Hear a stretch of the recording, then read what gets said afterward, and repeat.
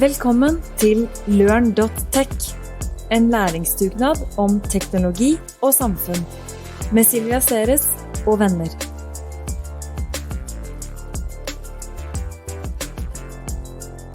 Hey, and welcome back to our Learn Master series with Ida Serneberg about digital marketing. Ida, we have already had 2 chats in this series where you were actually attempting to teach me through conversation about digital marketing. And the first talk was about the basic concepts and definitions and the story of the subject. The second one was about some of your favorite examples and a kind of nice analysis of why you think they're interesting and new.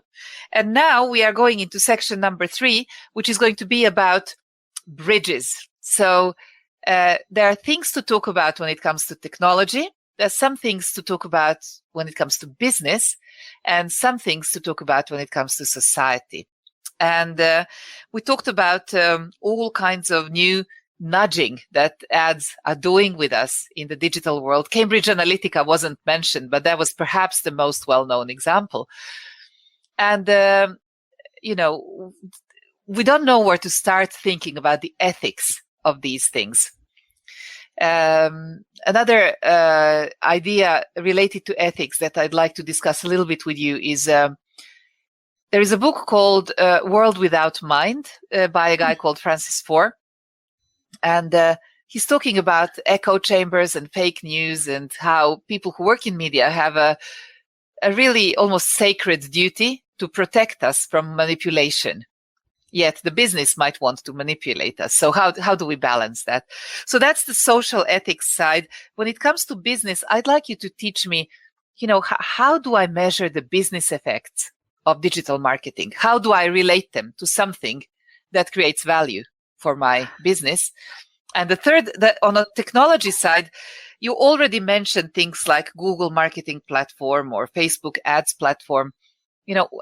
How do I start? What do I need to learn in order to start using these tools?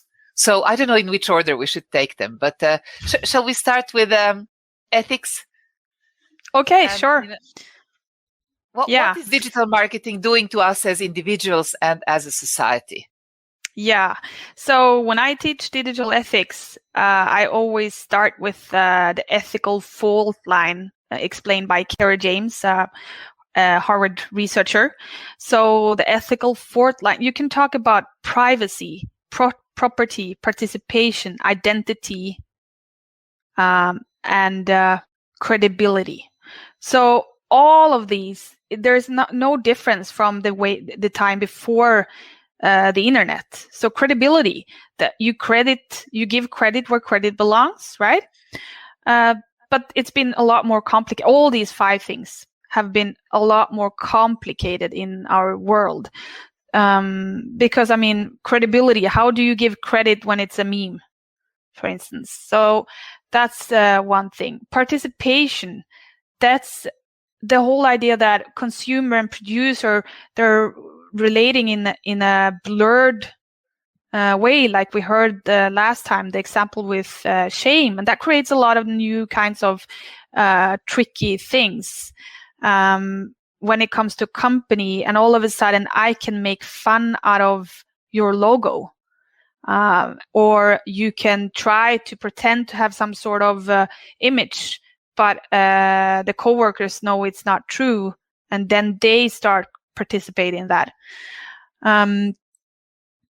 Identity is huge, right? Where does my identity begin and where does it end? And we talked about behavioral data last time. We talked about geographical, demographic data, the data that can be used for the benefit of target me in a way that I might not want to be targeted in. And then property is also connected to that. That's, the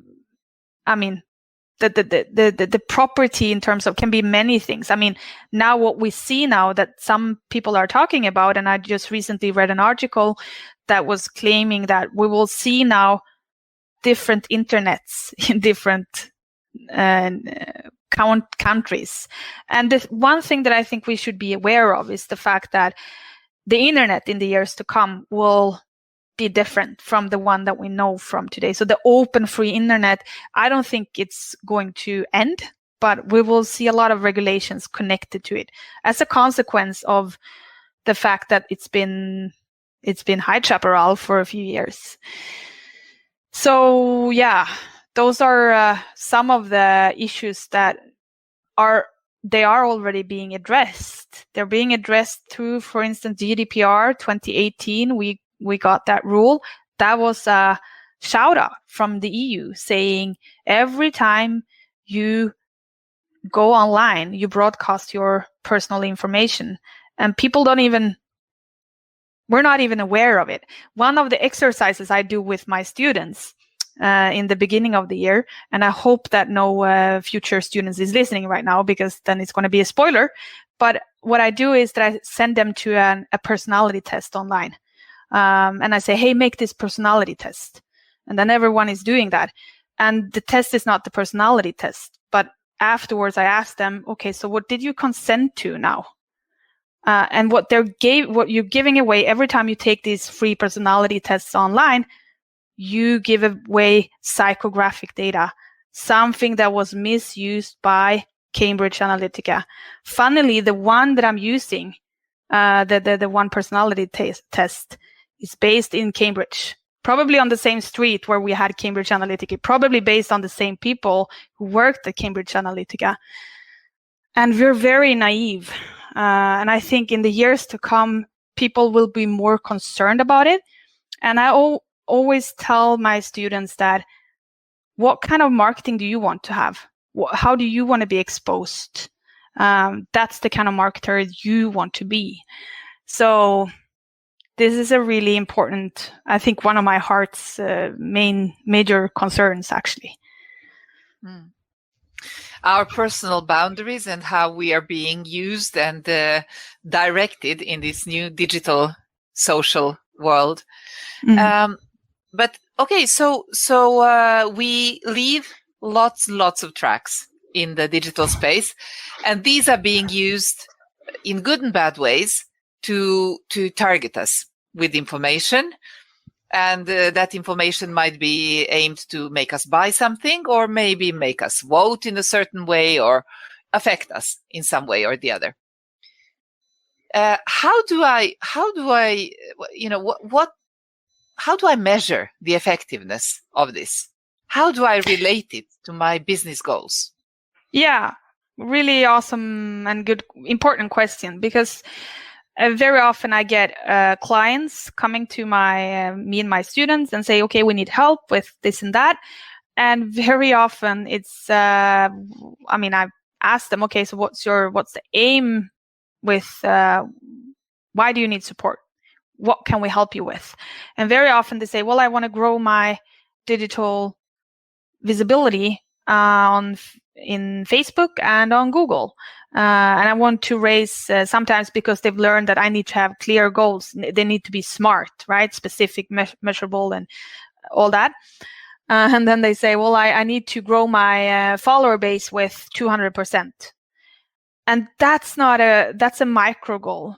And I would strongly recommend you to avoid all kinds of, how many clicks did I get to my website? How many followers do I have? It doesn't say necessarily a lot on your, at the end of the day, what you earn. So I think it's really important to have a clear idea on what's your primary aim, what's your primary business goals, and they need to be. And when we put up digital marketing, it needs to reflect that to begin with. Secondly, you also need to know why you're doing what you're doing. So in order to measure why you're doing what you're doing, that's a rather qualitative metric then. It's rather to look at, okay, did I come through with whatever I wanted to do? I believe in the years to come that the way we measure marketing is going to change radically. And I also even saw now that some of my students, they are signing up for positions called qualitative analytics or working with qualitative analytics, because it's not enough to just look at numbers, the amount of followers, the amount of clicks, the amount of visits to your websites, but we need to go back to those good old focus groups, sit down with your customers and ask them, okay, what's your impression on this product? And then to really see if it's reflecting what you're doing.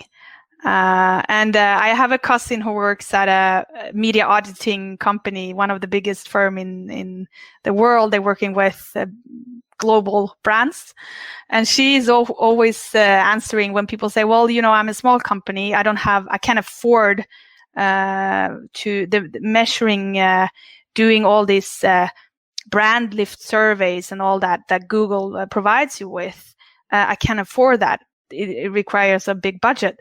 And then her response is, well, there are other ways of measuring customer satisfaction. You can just ask them, how did it taste? Right?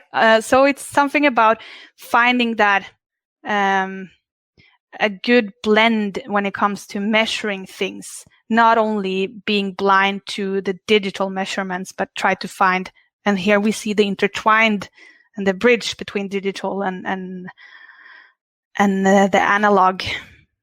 Can I ask you then, Ida, because I'm wondering if we become a little bit too data blind. We believe that now that we have everything digital, it means that we are going to have lots and lots of data on everything, and data will tell us all. And that's not how it works. Unless you really understand and communicate the vision, data is not going to tell you anything unless you have a hypothesis. Exactly. And I think also it's a little bit like the good old analogy about the guy who lost his keys, and you find him searching for the keys under the lamp, and then someone says, why are you looking there? Is that where you lost them? It's like, no, but here, this is where the lightest place. And that's the same with a lot of ways we measure things in the online world. It's not the accurate way of measuring things. It's a shadow. It's just a shadow. Yeah. So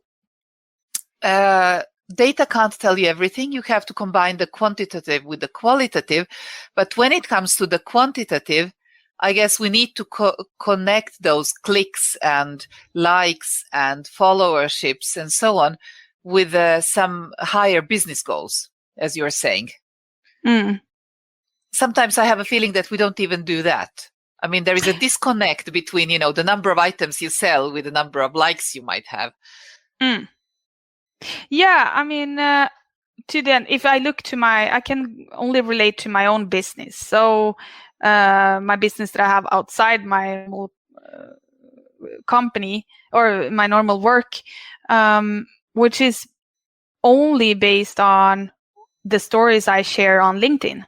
So LinkedIn, I would say the 99% of my business, even then when I say business, I mean just requests from other universities or you asking me about doing this.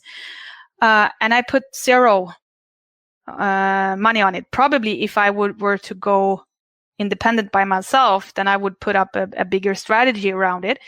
But at the end of the day, what's being measured is probably the number of requests that I get online, and that at the end leads to some sort of initiative engagement. And for anyone else who would be independent, that leads to revenue. And why is that? I mean, again, it goes back to, does the story, the content that I create, does it reflect the end goal that I have, which is to be, in my case, it's not about making money because I don't make any money outside the normal my position at Noroff necessarily, but it's rather about being that thought leader in a certain area for me. And if I want to measure my content, the effectiveness of my content, I have to look at the end of the day, okay, how many requests did I get in this time? And that's how we should relate to it. And I never look at likes. I never look at visits to. What I do look at is how many people searched my name on Google. That's something that you can do, actually. Yeah. Number of searches, it's true. Listen, Ida, just 5 minutes on technology. So if I need to learn to use a technology platform, we'll go back to tools of the trade later. But something like, just teach me what is, I mean, you mentioned the Google ad platform or Google Analytics, or so if we could talk a little bit about that. I think there are two types of technologies. One is the production technology. Perhaps we need to learn a little bit about TikTok or about, the new ways of creating, whether it's video or other content. And then there is the distribution technology. How do you get this out? What are some of the basic tools here? And explain to me how one of each works. Yeah, if I can add one to it, is also the basic communication tools that you have internally in your organization. I think that's where you start. It's about having an infrastructure internally that helps you co-work. It's often unseen. We often forget about it. And that can be a Google Drive, a disk for everyone. It can be, for someone, it's a Dropbox, right? For someone, it's more like an intranet. And I say this because if you want to be successful in digital marketing, you have to have an organization where everyone shares the same platform and shares the same common, not necessarily values, but where you have a common ground where you can share your values and where you can share your documents, see the process of everyone. So I would start there, and also have some sort of project tool. Can be Asana, can be Basecamp. You need somewhere to communicate. That's often Slack, or what else do we have? Discord. I know that a lot of people like Discord. Teams, obviously. So to begin with, you need to have that infrastructure that is based on internal communication. That's number one. Then we go on to, so you said like the distribution side, and you also have the let's call the platform side. Yeah, the production. So the production, you base most of the time you have a website as a company. Not always, but you have some sort of like hub. So connected to that website, you need to have a CMS, a content management system. It can be WordPress, it can be Drupal, Wix, Shopify, and so on. And you need to connect that one to some sort of analytics tools. That's most of the time it's Google Analytics. That's the bare minimum. You need to know, okay, what's my foundation? Very often, or not very often, but what everyone should have is a Google Business Manager account, Google My Business. Just to translate that, because where you were in a physical store before, you could count the people that go into your shop. You could see how they behave in front of different shelves. Now, in a digital world, your web page is doing the same job as a shop. So basically, you need to understand where people are going and where they are staying, right? And where they're buying. Yes, exactly. And I mean, it does not necessarily have to be the web page or website. It's important to remember that that's even a little bit yesterday's news. For someone, it might be the app. If you're Vips, right? Then it's the app. In my case, it's also, I wouldn't say that my web page is the number one core. My core is rather LinkedIn and the Google My Business position, which is if you Google my name, there's a box on the right side. That is that's my front page. And your front page, Silvija, is Silvija Ceres and what is being shown there. So that's probably like something that you also have to take in account. But in my case, it's also Google Scholar. So Google Scholar is where scientists, it's their, how you on Google, you have the normal feed where you can search, or you have the news feed. And then you have Scholar, which is where you search for papers. I have a profile there as well. And this is a really important point, because there you see that most of the listeners who listen to me right now most likely are not on Google Scholar and should not be. And here we have a very important part of marketing today is the niche. So what's your niche? And the niche will decide whether you're going to be on TikTok or not. I should be on TikTok, but I'm not. I'm afraid of TikTok, but most of my students are. So I should actually go out and explore there just to understand it. I would most likely never be on TikTok because that's not my niche. Ida, I have to ask you that question now. So you mentioned TikTok, and is there I'm also a little bit scared of both TikTok and Instagram and Snap and it's just like, I'm oversaturated with channels, and I'm afraid that I can start a new channel, but I don't have the time or the bandwidth to keep up the good work, and it'll just be a dead channel. Somebody was doing an interview with me, and they said, well, we checked you out, and it looks like you have a zombie Instagram account where there are about 30 pictures of some swimming competition with your children, and then nothing more. And I said, yeah, that was the time I used it, and I simply didn't have the time to do. So I think many companies and many individuals are wondering about this. Is there like a limit? Should I choose 5 and stick to those 5? Should I go on as many as possible? Because we don't have the resources to keep it up in all these channels. Exactly. And I think that's a very relevant and important question. I honestly believe that a lot of companies are on Facebook without even, and shouldn't be on Facebook. So Facebook was it was a bare minimum a few years ago, but now we see that Facebook is moving into being a niche as well. So if you want to reach out to the young ones, Facebook is not the place to be. If you want to reach out like to my brother who's 42, Facebook is the place. So it all depends on who is your customer. What do you want to, what kind of action, how do you want to nudge them? And how do they behave in that context? And how can you use it? And obviously it's also depending on budget. If you are booking.com, or if you're a Coop with quite a lot of media spend, well, then you have the resources to be available on a much more channels. Cool.